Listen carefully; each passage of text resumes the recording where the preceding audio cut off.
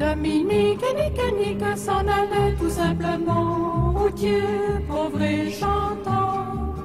En tout chemin, en tout lieu, il ne parle que du bon Dieu, il ne parle que du bon Dieu. The third day of Ben's journey to find a religion for his children. Ben has breakfast with his Jewish mother Ruth and tells her that yesterday he was in a Catholic church and offered a candle on the altar of the Saint Virgin Mary.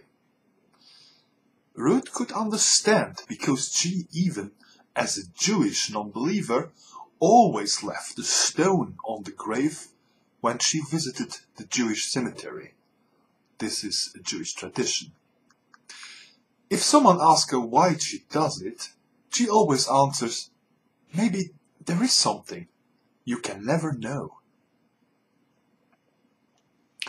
Ben's family seems really having built a mixture of every religion. Ben remembered when he was on an Orthodox cemetery in East Europe, there only a few crosses on the graves, but all graves had a table to share food and drinks with the dead.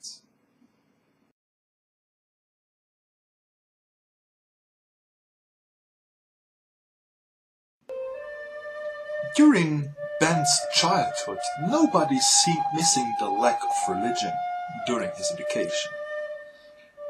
That was what he thought before he went to visit his shamanistic sister Ciara. Ciara has overcome the lack of God in her family, and in the meantime she gives shamanistic seminaries. When she made, as adolescent, her first spiritual attempts, everybody in Ben's family was laughing over her. She had to free fight arduously her way to her religion. That's why she thinks to know how Ben could do it better now with his own children. She said, "If you ask yourself during 20 years what will be your direction, then you wouldn't have a direction. If you think that all direction might be okay, then choose the direction who's attracting you most. So you will giving the chance to your children to have at least one direction.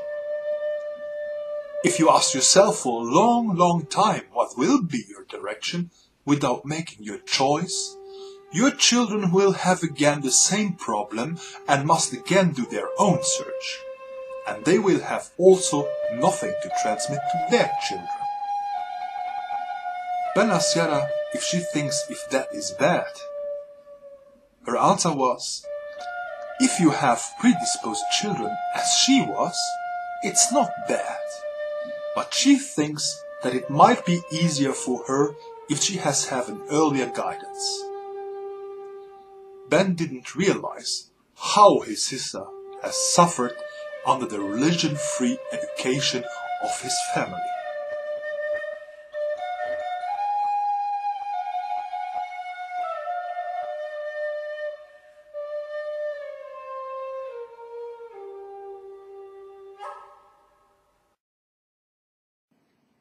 But what happens if not only a child, but the whole country grows without a religious education?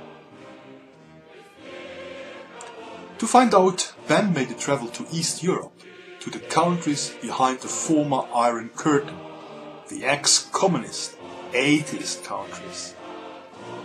After 1990, these countries attracted all kinds of religious missionaries like shit attract flies. This was a period of religious gold rush, and every denomination tried to have his part from the cake of these unbelievers.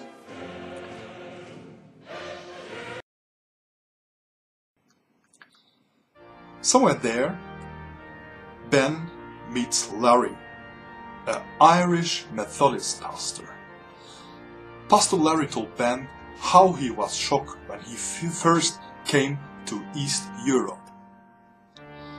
He had a 10-year-old girl in his church looking at this mural picture of Jesus and asking who it is, and what he's carrying, and what he wears on his head, and why.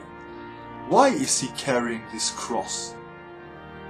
This was for Pastor Larry a cultural shock, coming from Northern Ireland where every child has heard from Jesus and at least everyone knows the basics of the Christian faith. And here, a child from 10 years who has never heard about Jesus? This was also astonishing for Ben. So it seems that religion can be learned as well unlearned. But is this really evil? Certainly, it's sad when children doesn't understand the Christian marked cultural history of Europe anymore. But is this reason enough to educate them religious, therefore? Ben asks Pastor Larry why children needs God. And Pastor Larry answers, children needs God for the same reason we all need God. A life with God is more beautiful than a life without God. God is on His way with the children, even if the children don't already know this. A life with God is an enrichment, support for today and hope for tomorrow. It gives a meaning to life. On the way home, Ben was again resuming what he learned today. God gives a meaning to life. It sounds good, but is in the same time it's rather vague. On the other side, people like Pastor Larry look so well balanced and convinced in their faith. Ben feels a little regret not to have the same conviction and not the same faith. There must be something